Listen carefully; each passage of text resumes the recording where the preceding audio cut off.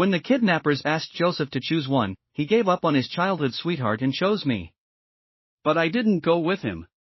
Because I knew he would regret it. In the previous life, it was the same.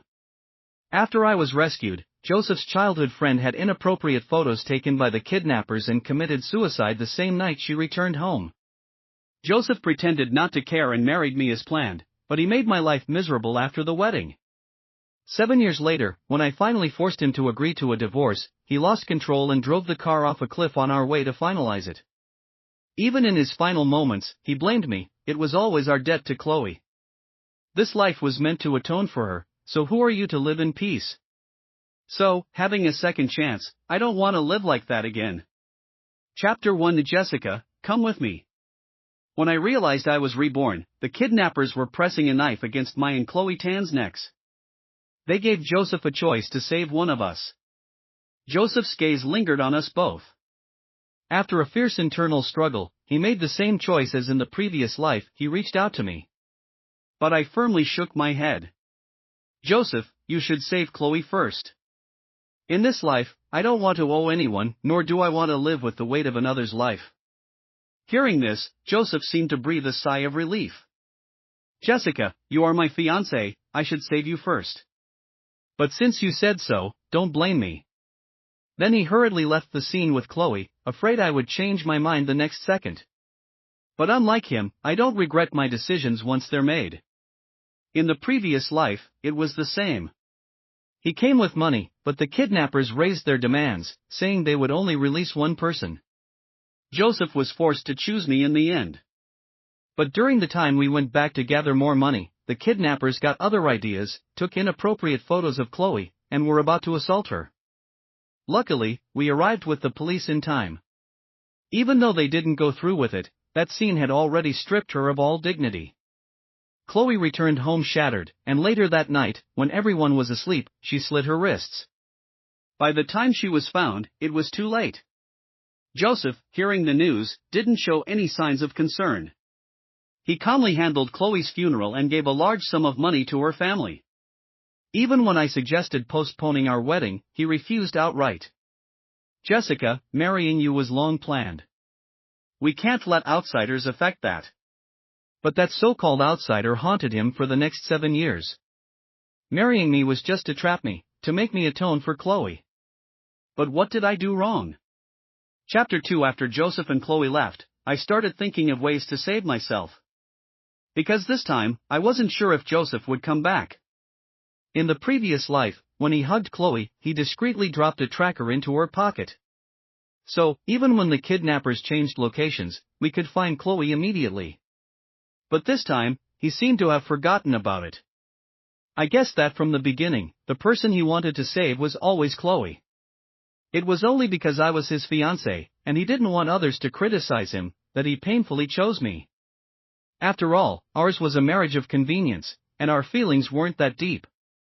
Chloe accompanied him through those purest years. They were childhood sweethearts and even closer as confidants. And it made sense for Joseph to regret it in the previous life. In this life, he finally got what he wanted. I was happy for him. But I didn't forget to find an opportunity to escape. I knew that when the kidnappers moved locations, they would pass by a car repair shop. The mechanics inside were tough and ruthless.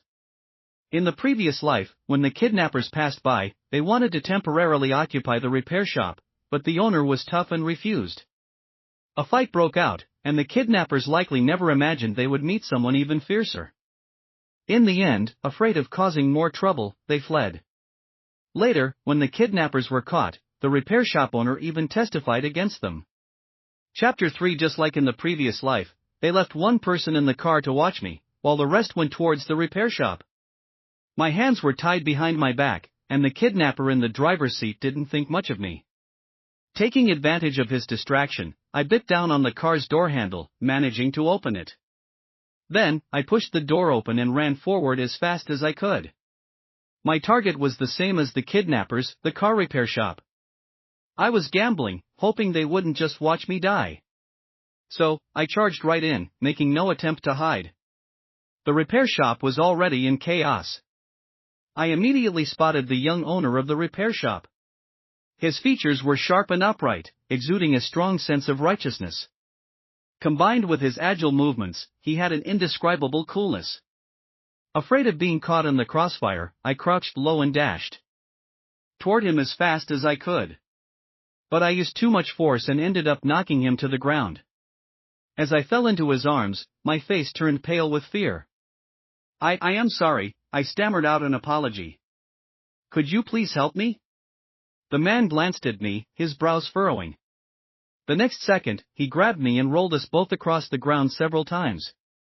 Then, with a loud bang, a chair landed where we had just been lying. If he hadn't reacted in time, I might not have survived. Still shaken, I noticed the kidnappers realizing I had escaped. What started as a takeover had now turned into a hostage situation. Both sides were in a standoff.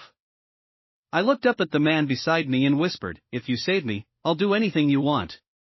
But he didn't respond, only looking thoughtfully at the kidnappers. Someone behind him couldn't help but remind him, "Jonathan, sometimes it's better not to get involved." So his name is Jonathan. As I received no reply, my heart sank. Forget it, there's no need to force someone into this. When the leader of the kidnappers called for me a third time, I took a step forward. But almost immediately, a hand pressed down on my shoulder. I was forced to stop. Jonathan stepped forward and said to the kidnappers, "She's under my protection today."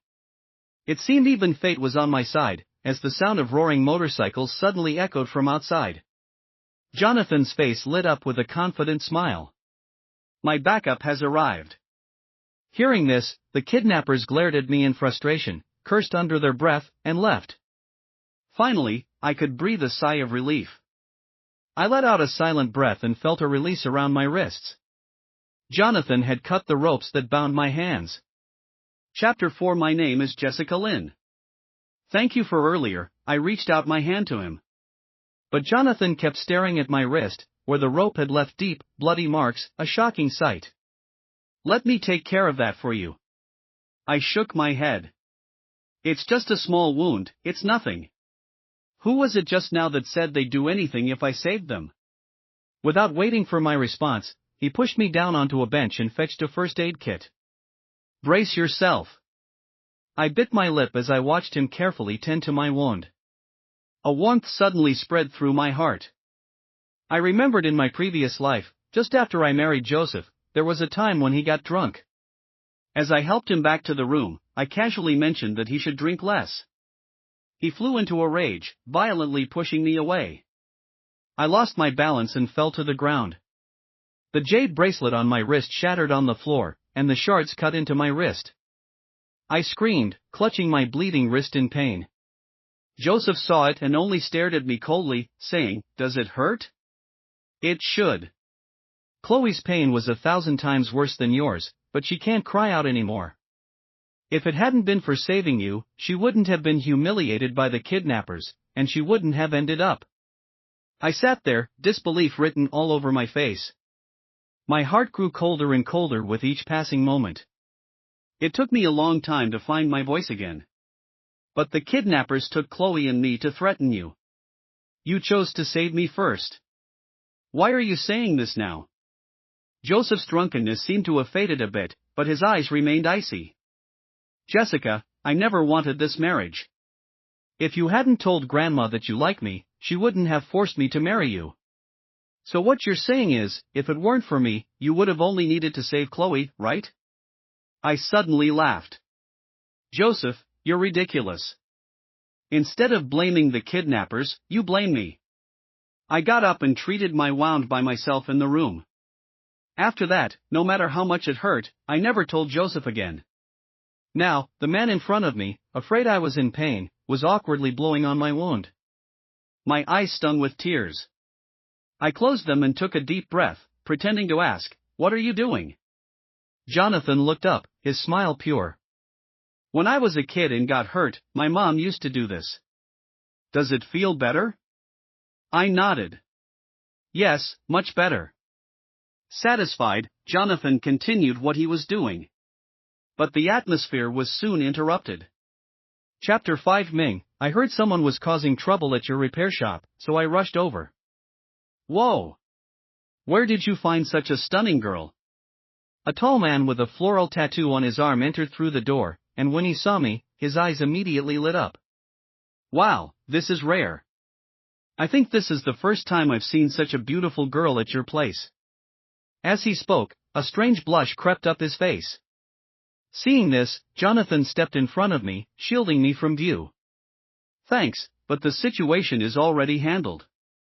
As for anything else, it's none of your business. I'll treat you to a drink another day. The tattooed man paused, finally realizing what was happening. John, now that you've got a girl, you don't even want to deal with your brothers? He turned his head away in a huff, clearly upset. Jonathan sighed. Then pulled him aside and whispered, "Can't you take a hint? Go cool off somewhere else." Ming, is she your girlfriend? What do you think? Totally. You two look perfect together. Smart guy. I don't care. You owe me wedding sweets. You'll get your share. The two of them kept whispering to each other not far away. Even though they lowered their voices, I could still hear every word. To ease the awkwardness, I pretended to be busy looking around, up and down, just not at them. A few minutes later, Jonathan finally managed to send the tattooed guy away. Once he was gone, Jonathan asked, "Where do you live?" "I'll take you home." Maybe it was selfish, but suddenly I didn't want to go back so soon. After all, my parents were always busy with their own affairs, and even if I didn't go home for a month, they wouldn't notice. As for Joseph, if I'm right, he's probably been reborn too. He's likely eager to spend his life with Chloe now. In the previous life, even after being married to him for 7 years, he never took me to any events, never shared a room with me. Whenever people asked about us, he would always wear a cold expression, eventually turning me into a joke in the circle. This time, I'll keep my distance from him. So, I pleaded with Jonathan, "Could you let me stay for a few days?" I carefully tugged at the corner of his shirt, giving it a little shake. Based on both lives, he seems like a good person. And he's capable of protecting me. If I cling to him, would he refuse? Jonathan suddenly leaned in closer, his gaze unusually intense. "Little girl, if you keep this up, I might take it seriously." Maybe it was because he was so close, I could even catch the fresh scent of soap on him. I instinctively swallowed, about to speak, when a familiar voice came from behind. "What are you two doing?" It was Joseph. He had brought the police with him. Chapter 6. Are you okay? Joseph looked at me, and the concern in his eyes didn't seem fake. I shrugged. Do I look like there's something wrong? Joseph remained silent. Chloe then walked in. She glanced around at the repair shop, now back to normal operations, and bluntly asked, "Jessica, how did you escape from the kidnappers?" "As far as I know, there were 6 of them, and your hands were tied." "You didn't know the area." "I'm really curious. What is Chloe implying?" "Everyone knows that the Lin family and the Shin family are planning an alliance, but they're also eyeing that piece of land in South City, and the auction is in 10 days, highest bidder wins. But just at the most critical moment, something like this happens, and the ransom was ridiculously high." "Jessica, it's hard not to think you had something to do with it." "Is she suggesting I hired the kidnappers?" I admit, in both lives, I've never been this speechless. I truly felt helpless and sympathetic for what happened to Chloe in the previous life. But this time, I practically saved her. Yet, after being rescued, the first thing she does is accuse me. It's truly disheartening. I suddenly raised my hand and shouted, "Officer, someone is slandering me here." And just like that, we were all taken in. While waiting for questioning, Chloe still wouldn't let up. "Jessica, why aren't you saying anything?" I snorted. "Why should I explain anything to you? You're not a cop." Chloe was momentarily speechless. Joseph, unable to stand it, immediately stepped in to defend Chloe. "Jessica, Chloe just wants to understand what happened so she knows what to say and what not to say during the interrogation." "Oh? So you two plan on lying to the police?" Joseph was so angry he stood up, pointing at me. "Jessica, you're being ridiculous. Jonathan, coming out of the interrogation room, saw the scene and immediately stepped between us. "Put your hand down." His tone was calm, but it carried an undeniable authority. Hiding behind Jonathan, I couldn't see their expressions, but I could sense the tension in the air. I heard Joseph ask, "Who are you to her?" Jonathan turned slightly to look at me, a slight smile on his lips. He countered, "What do you think?" I looked up at his perfectly sculpted profile, and on a whim, I made a heart shape with my thumb and forefinger. Joseph saw this, and his face darkened several shades. Just then, the officer called him in for questioning. Chapter 7. After a round of questioning, the police had some leads. They'd identified the suspects, and now the priority was capturing the kidnappers before moving forward with the investigation. But I knew that Joseph's competitor was behind all of this. As we left the station, Jonathan looked at me and said, "It's fine." "What?" I was confused. He explained, "What you asked me earlier, it's fine." I finally understood, he was talking about letting me stay with him. "It's just me and my mom at home. She's away at the old house right now, and I usually stay at the repair shop." "You're welcome to stay." I was about to agree when Joseph interrupted. "Jessica, your parents already know about the kidnapping. They should have landed by now and are probably heading home. Are you sure you don't want to go back?" I couldn't help but feel a pang of bitterness. Joseph, an outsider, knew more about my parents than I did. For as long as I could remember, they'd always been busy, too busy to remember my birthday, too busy to attend my parent-teacher conferences. I even purposely did poorly in school or got myself hurt just to see them. Because only then would they briefly appear and give me a tiny bit of attention. Eventually, I stopped hoping. I started celebrating my own birthdays and hired a kind, pretty lady who sold flowers to attend my parent-teacher meetings. I grew up in that loneliness until I met Joseph. At school, he casually blocked a ball that was about to hit me on the basketball court. Under the sunlight, he looked particularly handsome, with a few beads of sweat glistening on his forehead. He tilted his head slightly, a hint of arrogance in his voice, as he said, "Careful, classmate." That cool tone of voice, it only took one glance for me to fall for him. Back then, I was too shy, muttered a quick thanks, and ran away. After that, I began to pay attention to him, learning that he had a close childhood friend. But it seemed like their relationship was nothing more than that. My silent crush during those years was quiet, yet quietly grew in my heart. Later, even if we bumped into each other or exchanged a glance, it would make my heart race and my face flush. I knew that I probably wouldn't have much say in my future marriage.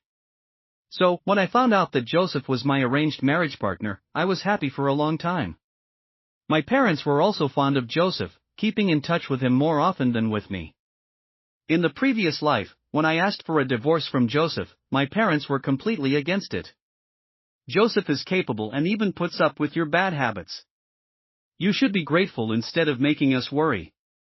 I knew that ever since our marriage, the Lin and Shen family's interests were tied together, and getting a divorce wasn't easy. So, I endured year after year until I developed depression and began self-harming, forcing Joseph to agree to a divorce. Now that I have a second chance, I want to live for myself this time. That's why I don't want to go home. But suddenly, I remembered there was still something I needed to deal with, so I had to go back.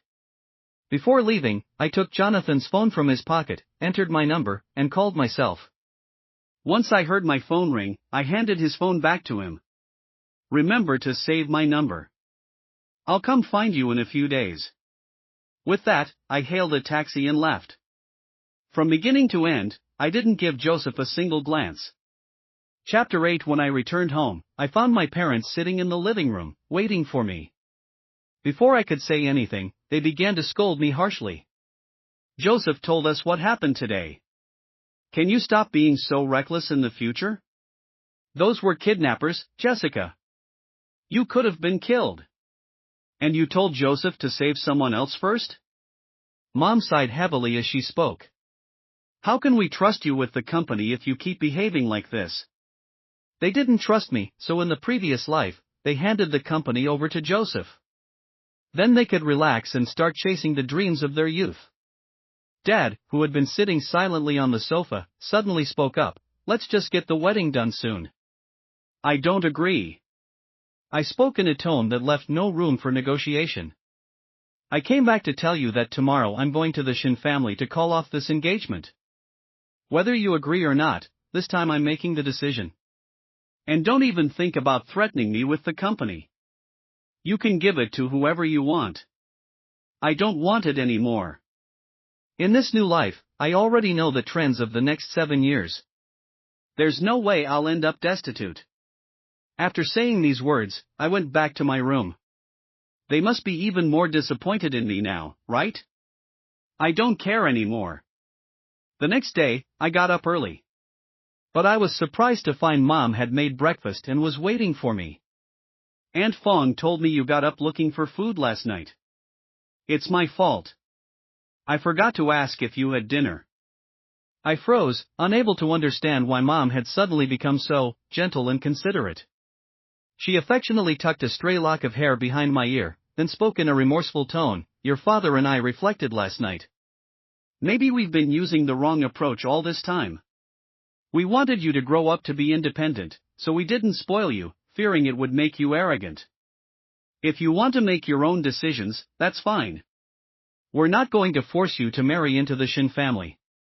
Does this mean they're agreeing to let me break off the engagement? Suddenly, I felt a pang of sadness. Little Jessica used to argue and fight, but all she got was scolding. Later, she learned to be obedient and sensible, thinking it would earn their attention. But instead, they only saw her as weak and incapable. Now, all it took was for me to use their harsh tactics, and they finally changed their minds? It felt unbelievable, even as the car arrived at the Shin family villa. Chapter 9. Actually, the idea of the Lin and Shin family alliance originally came from Joseph's grandmother. It all started when I saved Mrs. Shin at a banquet after she fainted from low blood sugar. After she regained consciousness, she was very grateful and insisted on making me her goddaughter. We got to know each other through that connection. I would often go to the Shin family's old house for meals. It wasn't until one day when I met Joseph there that I realized Mrs. Shin was his grandmother. Mrs. Shin was sharp and immediately noticed my feelings for Joseph. That's how everything unfolded later. Now, having to personally tell her that I wanted to cancel the engagement felt a bit wrong. After all, she had already given me the bracelet that had been passed down in the Shin family for generations. Now, it seemed I could only return it. Chapter 10. Joseph arrived before me, with Chloe by his side. They were both dressed rather formally. Perfect for after I break off the engagement, they can immediately get engaged. Everyone wins. But as I placed the bracelet on the table, Joseph grabbed my wrist and asked, "What's the meaning of this?" Right, last night I only told him to meet me at the Shin family's old house. I didn't mention the breakup. Mrs. Shin looked at the two of us as if realizing something. Jessica, did Joseph do something to hurt you? As she spoke, she shot a fierce glare at Chloe. I respectfully addressed Mrs. Shin. Grandma Shin, I'm the one who wants to break off the engagement with Joseph. My tone was calm, as if I were merely discussing today's weather. Joseph's pupils suddenly contracted upon hearing this. He was clearly in disbelief. Why? Because yesterday, you left me to save someone else. Chapter 8. When I returned home, I found my parents sitting in the living room, waiting for me. Before I could say anything, they began to scold me harshly. Joseph told us what happened today. Can you stop being so reckless in the future? Those were kidnappers, Jessica. You could have been killed. And you told Joseph to save someone else first? Mom sighed heavily as she spoke. How can we trust you with the company if you keep behaving like this? They didn't trust me, so in the previous life, they handed the company over to Joseph. Then they could relax and start chasing the dreams of their youth. Dad, who had been sitting silently on the sofa, suddenly spoke up. Let's just get the wedding done soon. I don't agree. I spoke in a tone that left no room for negotiation. I came back to tell you that tomorrow I'm going to the Shin family to call off this engagement. Whether you agree or not, this time I'm making the decision. And don't even think about threatening me with the company. You can give it to whoever you want. I don't want it anymore. In this new life, I already know the trends of the next 7 years. There's no way I'll end up destitute. After saying these words, I went back to my room. They must be even more disappointed in me now, right? I don't care anymore. The next day, I got up early. But I was surprised to find Mom had made breakfast and was waiting for me. Aunt Fong told me you got up looking for food last night. It's my fault. I forgot to ask if you had dinner. I froze, unable to understand why Mom had suddenly become so gentle and considerate. She affectionately tucked a stray lock of hair behind my ear, then spoke in a remorseful tone, "Your father and I reflected last night. Maybe we've been using the wrong approach all this time. We wanted you to grow up to be independent, so we didn't spoil you, fearing it would make you arrogant. If you want to make your own decisions, that's fine. We're not going to force you to marry into the Shin family." Does this mean they're agreeing to let me break off the engagement? Suddenly, I felt a pang of sadness. Little Jessica used to argue and fight, but all she got was scolding. Later, she learned to be obedient and sensible, thinking it would earn their attention. But instead, they only saw her as weak and incapable. Now, all it took was for me to use their harsh tactics, and they finally changed their minds? It felt unbelievable, even as the car arrived at the Shin family villa. Chapter 9. Actually, the idea of the Lin and Shin family alliance originally came from Joseph's grandmother. It all started when I saved Mrs. Shin at a banquet after she fainted from low blood sugar. After she regained consciousness, she was very grateful and insisted on making me her goddaughter. We got to know each other through that connection. I would often go to the Shin family's old house for meals. It wasn't until one day when I met Joseph there that I realized Mrs. Shin was his grandmother. Mrs. Shin was sharp and immediately noticed my feelings for Joseph. That's how everything unfolded later. Now, having to personally tell her that I wanted to cancel the engagement felt a bit wrong. After all, she had already given me the bracelet that had been passed down in the Shin family for generations. Now, it seemed I could only return it. Chapter 10. Joseph arrived before me, with Chloe by his side. They were both dressed rather formally. Perfect for after I break off the engagement, they can immediately get engaged. Everyone wins. But as I placed the bracelet on the table, Joseph grabbed my wrist and asked, "What's the meaning of this?" Right, last night I only told him to meet me at the Shin family's old house, I didn't mention the breakup. Mrs. Shin looked at the two of us as if realizing something. "Jessica, did Joseph do something to hurt you?" As she spoke, she shot a fierce glare at Chloe. I respectfully addressed Mrs. Shin, "Grandma Shin, I'm the one who wants to break off the engagement with Joseph."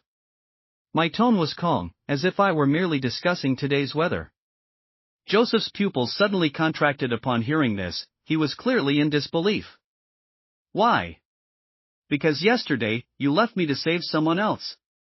I think that's who you really want to marry, isn't it?"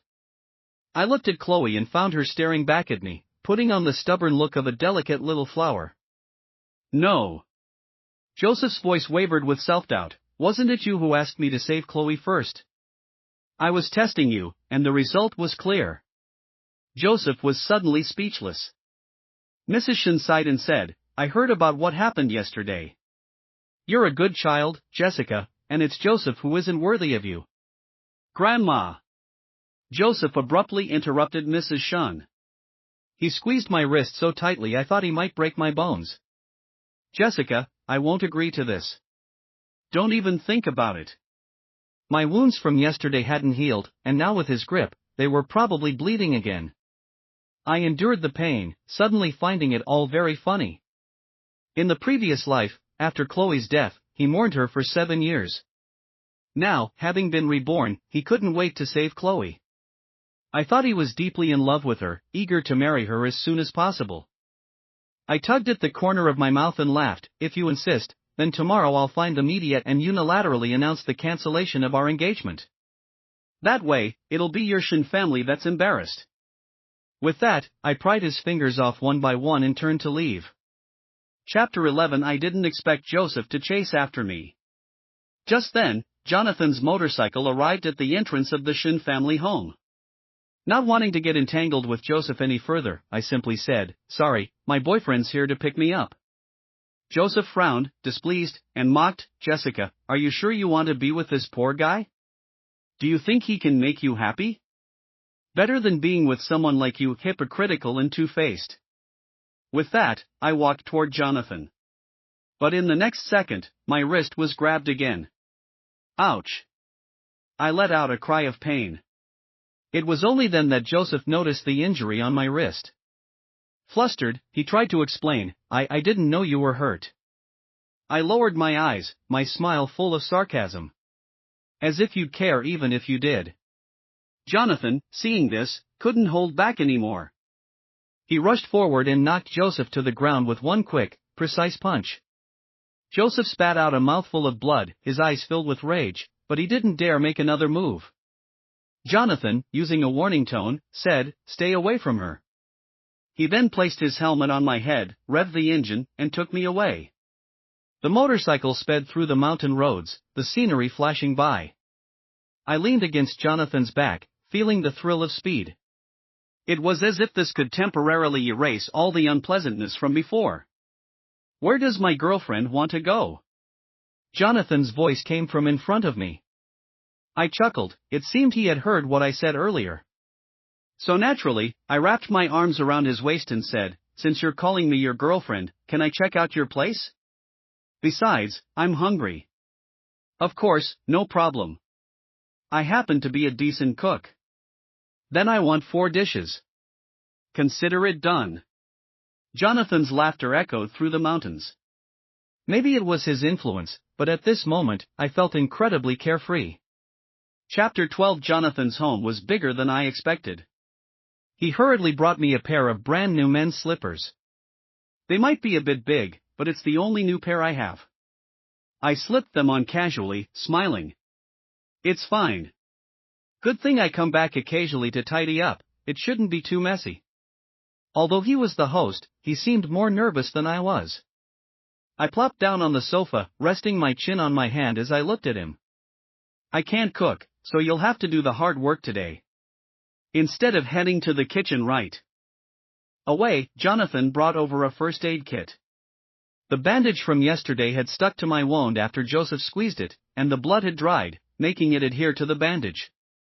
Jonathan carefully poured iodine onto the bandage, trying to soften the wound and the cloth. Such a delicate task, yet this big man handled it with the utmost care. Half an hour later, the wound was rebandaged. He didn't forget to remind me, "Don't get it wet for the next couple of days." I instinctively replied, "How am I supposed to take a bath then? 2 days without a bath is fine." After thinking for a moment, he added, "I won't mind." "You wouldn't dare." "I wouldn't." "Humph. Should I go make dinner now?" "Yes." I nodded with a smile. I suddenly realized that whenever I was with Jonathan, I always felt particularly relaxed. An hour later, he brought out 4 dishes. Sweet and sour pork, garlic shrimp, steamed fish, and cucumber salad. He handed me the chopsticks. "Try it." I tasted each dish and gave him a thumbs up. The colors, aroma, and flavors were perfect, leaving a lasting impression, just like him. Looks like I won't have to worry about where to eat in the future. Chapter 13. In the afternoon, I received a call from my father. The gist of it was that he wanted me to attend the auction in 10 days, saying that if I could secure the land in South City, the company would be handed over to me entirely. I knew about that piece of land. Besides the Shin and Lin families, several other companies were eyeing it. In the previous life, I was shaken by the kidnapping incident, and Chloe's death afterward left me emotionally unsettled. I fell seriously ill and missed the auction. But even if I hadn't been sick, I wouldn't have competed against Joseph. Back then, I was completely devoted to him, thinking I had finally found someone I could trust for life. But the Shin family was facing a debt crisis at the time, and securing that land was still a challenge for Joseph. In the end, I transferred some funds from Lin's company to help him. Joseph eventually won the bid, and after acquiring the land, he built a theme park there. It attracted numerous businesses, and within a few years, he successfully elevated the Shin family to new heights. This clearly showed that the land was a lucrative investment, which is why so many people were after it. But this time, I'm determined to win it. I didn't expect Chloe to come begging me. Unlike her aggressive attitude a few days ago, she was now humbling herself, pleading with me in a meek voice. Could you please not break off the engagement with Joseph? He and I have always been just friends. If you agree, I promise I'll never appear in front of you again. I silently looked at her, feeling nothing but speechlessness. Yes, in the previous life, I always believed they were just good friends. But after Chloe died, Joseph's actions made it clear that his feelings for her were far more than just mourning a friend. I remember the day he agreed to divorce me. It was after I had developed depression and had attempted self-harm for the 10th time. He came home to find me lying on the floor covered in blood. Perhaps afraid that I might die in his house, he finally agreed to the divorce. But on the way to finalize it, he suddenly asked me, "Do you know what today is?"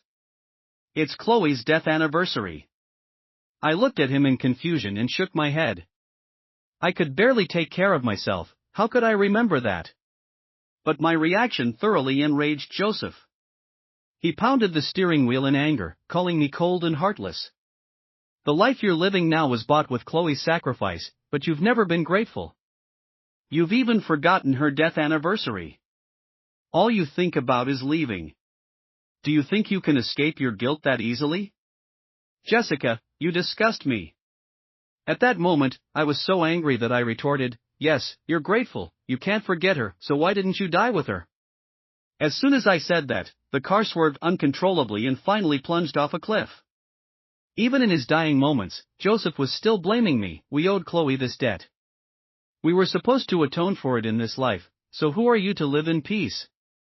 But in this life, neither of us owes the other anything anymore. I'm curious to see what kind of ending Joseph will meet this time. Chapter 14. I gestured for Chloe to stop talking. After all, constantly recalling the past life really made me feel sick. Do you not understand the situation? The Shin and Lin families have already tacitly agreed that the engagement is off. Did Joseph send you? She shook her head. No, I just don't want to see him lose. Jessica, didn't you always like Joseph? This is all my fault. I shouldn't have suspected you of hiring the kidnappers, and I shouldn't have suddenly come back from abroad.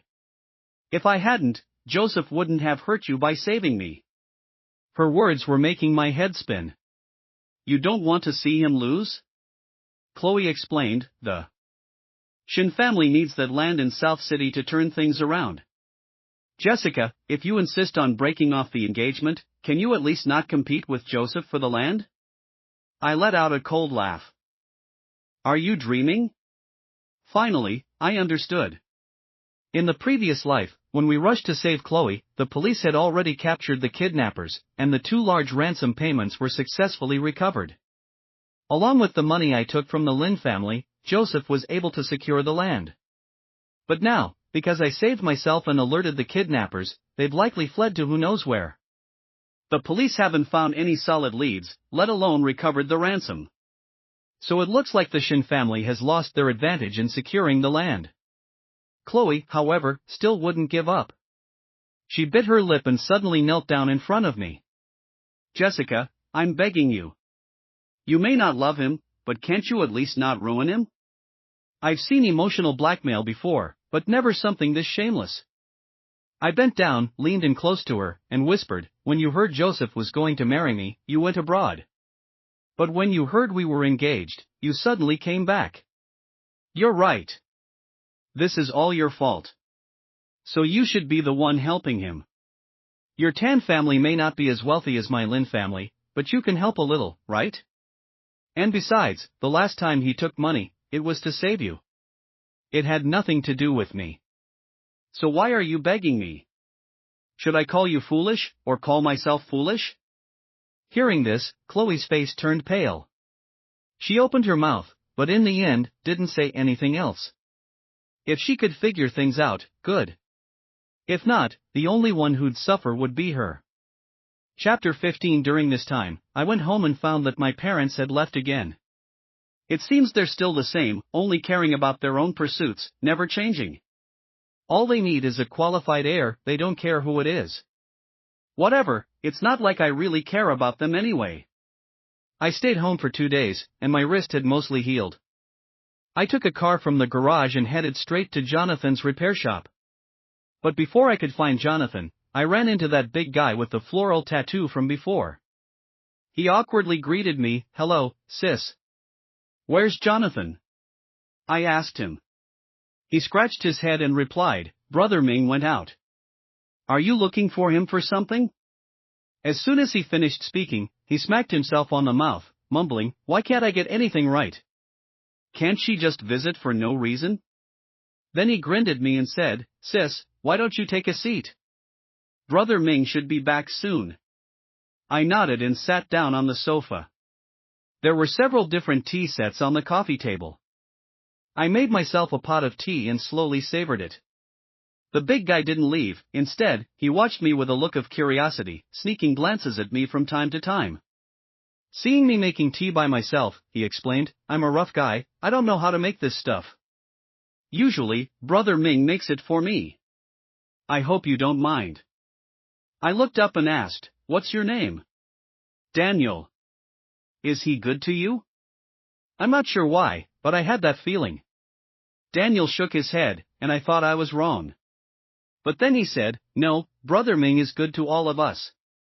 I raised an eyebrow. "Oh? Tell me about it." Most of the people who work at this repair shop come from impoverished areas, and many of them have some physical challenges. For example, Ryu, who works on the engines, can't speak, but he can tell what's wrong just by listening to the sounds. Then there's Juan, who does maintenance. He has a limp, and Ken, who handles painting, can't read a single word. When they first came to the city, they were just looking for a way to make a living, but when they got here, they realized that with physical disabilities, no education, and no skills, it was hard even to find a decent job. Brother Ming took them in, gave them time to learn the trade, provided food and shelter, and even paid them. So this group of people became loyal to Brother Ming, following him wherever he went. I see.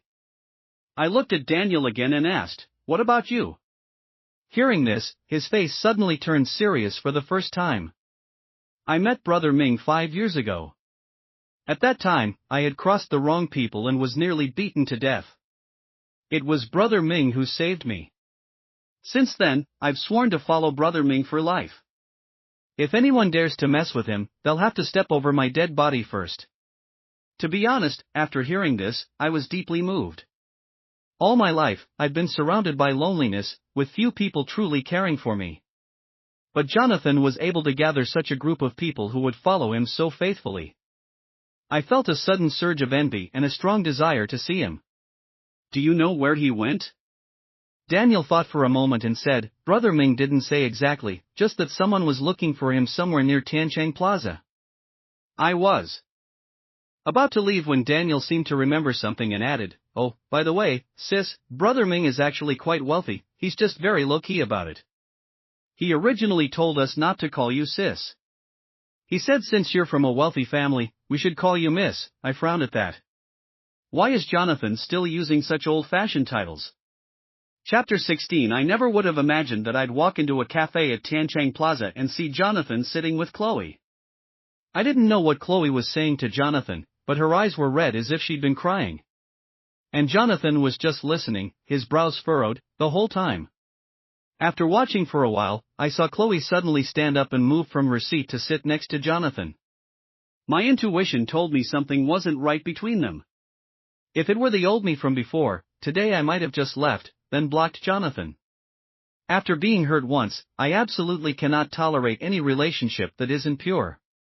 But if it's Jonathan, I want to trust him this time. Just as I was about to walk into the cafe, I saw Jonathan quickly get up from his seat as if he was trying to avoid something dirty. And then, as he left, we locked eyes. Compared to my calmness, Jonathan was taken aback for a moment, clearly not expecting to see me there, and then quickly walked over to me. "Jessica." Chloe also came out at this moment, her face showing a hint of urgency.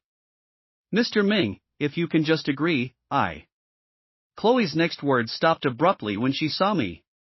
But she quickly composed herself and instead asked me, "Jessica, what are you doing here? Are you here to see Mr. Ming too? She said, intentionally leaning closer to Jonathan. But Jonathan was quick, and as she moved closer, he immediately jumped to my side. Looking at me with a slightly guilty expression, he said, Jessica, I pretended to be stern. We'll talk about this later. Chloe watched our interaction, her eyes growing dim. Jessica, I really underestimated you. I shrugged and replied, yeah, I think so too. Chloe was at a loss for words, her face was as if a paint palette had been overturned, turning all sorts of colors from green to white to red, a rather amusing sight. In truth, I'm not the type to easily suffer a loss. In the previous life, if I hadn't taken people who didn't care about me so seriously, I wouldn't have ended up in such a miserable state. Chapter 17. Jonathan brought me back home. By then, the sky had already turned dark. We nestled on the sofa, neither of us saying a word.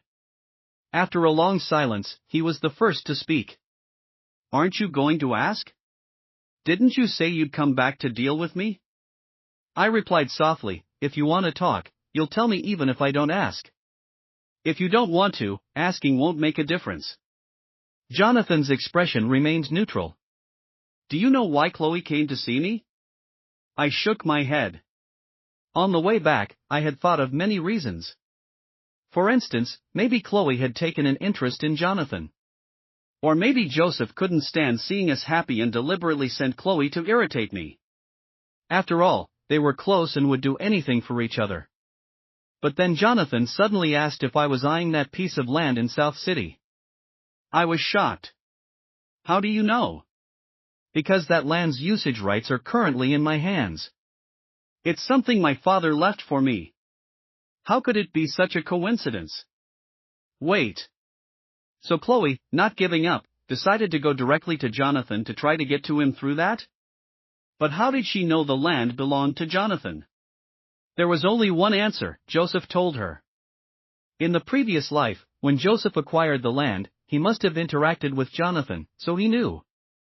Seeing Jonathan staring at me, I quickly realized something. You don't think I approached you for that land, do you? Suddenly, a wave of discomfort washed over me. So while I had my doubts about him, he had been suspicious of me too. I lowered my head, wanting to laugh, but I couldn't. Seeing this, Jonathan suddenly cupped my face and said seriously, "Fool, of course I don't think that way." At first, the thought did flash through my mind, but I quickly dismissed it. I trust my judgment. I asked, just like when you saved Daniel and the others? Jonathan raised an eyebrow. No, you're different from them. I saved them out of kindness. I saved you because I was moved. Jonathan, you're really good at flirting. I pouted, complaining slightly. He must have had lots of practice. Jonathan looked at me indulgently, his hands on my face gently tilting my head up. Then he kissed me, just a light touch, like a dragonfly skimming the water. It's not about being good at flirting, it's sincere, natural, and instinctive. I felt my cheeks heat up, my heart racing uncontrollably. Afraid he'd notice how flustered I was, I buried my face in his chest. My ear was pressed against his chest, and the sound of his heartbeat was like thunder, loud and strong, as if it was proclaiming his love for me. I closed my eyes, savoring the moment, and after a long while, I said, "Jonathan, I like you just as much as you like me." He didn't respond with words, instead, he showed me through his actions. He hugged me even tighter, as if he wanted to meld me into his very being. Chapter 18. The next morning, when I woke up, Jonathan handed me a document. When I took it and looked at it, I saw that it was a land use rights transfer agreement, with my name filled in as the recipient. Jonathan, are you crazy? Do you know what this means? I couldn't believe it. How could someone be so foolish? I've already withdrawn from the auction. You want that land, and I just happen to have it, so there's no reason not to give it to you. I couldn't deny that I was deeply moved. My heart felt like it was full to bursting, warm and swelling with emotion. I blinked away the tears that threatened to spill over. This was a good thing, no reason to cry. Since he was showing such sincerity, I couldn't be outdone. I grabbed his hand and started walking. Before you sign, come with me somewhere first.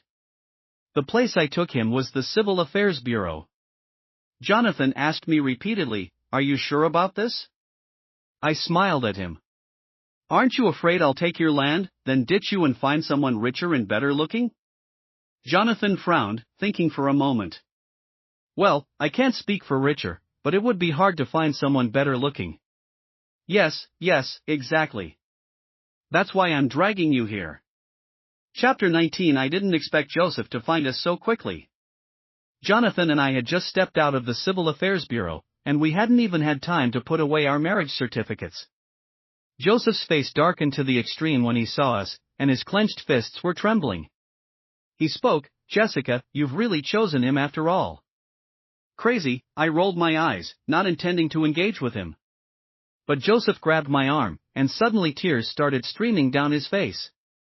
Were those crocodile tears? But there were some things I wanted to say to Joseph, so I told Jonathan to wait for me in the car. Once it was just the two of us, Joseph immediately started speaking. "Jessica, I regret it. I really regret it. You can hit me, yell at me, whatever you want, just please forgive me." I sneered and asked, "Regret? What exactly do you regret? Not saving me, or not treating me well in our past life?" Joseph's grip on my wrist loosened, and the color drained from his face in an instant. It seemed even he didn't want to recall the events of our past life. After all, those memories clearly revealed his many wrongdoings. At that moment, Joseph began to slap himself, muttering as he did, "I was blinded, I was wrong, I deserve to die. But Jessica, is there still a chance for us?" I paused for a moment, then asked him calmly, "Joseph, what do you think?" He stopped and lowered his gaze, looking defeated. Then, as if a thought struck him, a glimmer of hope appeared in his eyes. "No, it's Chloe, it's all her fault. If she hadn't suddenly come back, none of this would have happened. And I never asked her to come find you, it was all her doing, all one-sided." He grabbed my hand again, pleading desperately, "Please, just trust me one last time, okay? The person I've always loved is you, truly. I know I've sinned, so I won't ask for anything else, just that you look at me, even if you let me be third place, that's fine." I stared at Joseph in shock, unable to believe these words were coming out of his mouth. I yanked my hand back forcefully, even wiping it on my clothes. "Joseph, what are you after?" Of course, I didn't believe he truly loved me. Once you've experienced true love, this feels like nothing but worthless garbage. Joseph, with a look of deep emotion, said, "I realized it too late, but I won't give up on you." I felt a chill run down my spine, as if I were being haunted by a ghost. "Joseph, if you keep this up, I'm going to call the police." Joseph froze in place, tears flowing uncontrollably. I just felt irritated, desperate to leave. "Joseph, the only person you've ever loved is yourself. Whether it's Chloe or me, nothing matters to you as much as your own interests. But you're not satisfied, are you? Why can I leave you and still have a better life? So now you want to drag me back into the abyss. But Joseph, I'm not alone anymore. My husband now is tough and ruthless, and he's got a group of people willing to fight for him. If you're feeling brave, go ahead and try." After saying that, I glanced over at Chloe, who was standing not far away. I had noticed her following us for a while but hadn't said anything. I hope she can finally see Joseph for who he really is and stop being someone who's taken advantage of and doesn't even realize it. Chapter 20. It felt like a farce had finally come to an end. After learning that I had successfully secured the land, my father, true to his word, handed the company over to me. I didn't tell them about getting married to Jonathan because I didn't want anyone interfering with our lives. I just wanted a peaceful life for the two of us. Each day passed quietly, with my time split between the company and home. Not long after, I heard that Chloe was leaving the country. Even the person who loved Joseph the most didn't want him anymore. Before she left, she posted a long article on social media condemning Joseph for his betrayal, cold-heartedness, and lack of integrity. With nothing better to do, I decided to give that article a bit of a boost. As a result, the Shin family, already in a debt crisis, saw their stocks plummet further, and they were reportedly on the brink of bankruptcy. Joseph was running around frantically every day, desperately seeking help. But at that point, who would be willing to help him? So once again, he came to me. It had been several months since we last saw each other. Now, I was busy every day with the development of that land, motivated by the prospect of future wealth. But the Joseph standing before me now was a shadow of the man I'd seen months ago. His face was gaunt, his eyes sunken and bruised, his beard unkempt, and his entire demeanor reeked of defeat. I asked him, "Are you here to ask for my help?" To my surprise, he shook his head. He told me, "Jessica, I've been diagnosed with depression. I haven't had a good night's sleep in months. I finally understand the pain you went through before. This is my punishment." I fought back a smile and said, "How can this be punishment? It's a blessing. Think about it, in your last life, you died regretting that you couldn't save Chloe. Even with all your success and having me by your side, you were never truly happy. But now, heaven has given you a second chance. Even though you've lost everything, you've made up for the regret of your past life. That's enough. Heaven has been kind to you. People can't be too greedy. You gain some, you lose some, you can't have it all." That was the last time I saw Joseph.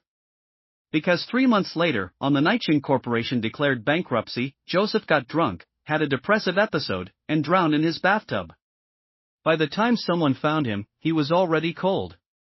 Indeed, what goes around comes around. Chapter 21. When Jonathan heard about it, he was giving me a back massage. My dad used to tell me, if someone's character is flawed, they're destined not to go far. I turned over and couldn't help but ask, "Then how far do you think we'll go?" Jonathan thought seriously and said, "With our character, I'd say 100 years wouldn't be too much to ask for." I wholeheartedly agreed. Of course, it wouldn't be. Then it wouldn't be too much for your husband to ask for a good meal, right? Jonathan looked at me with intense eyes, his gaze reflecting me as if I were the most beautiful rose in the world. They say loving someone is like tending to a flower. Jonathan cherished me, never letting me suffer even the slightest hardship, and as a result, I became stronger and more fulfilled. The things I never had in 2 lifetimes, Jonathan gave me in abundance. I wrapped my arms around his neck, kissed his lips, and said, "Not too much at all.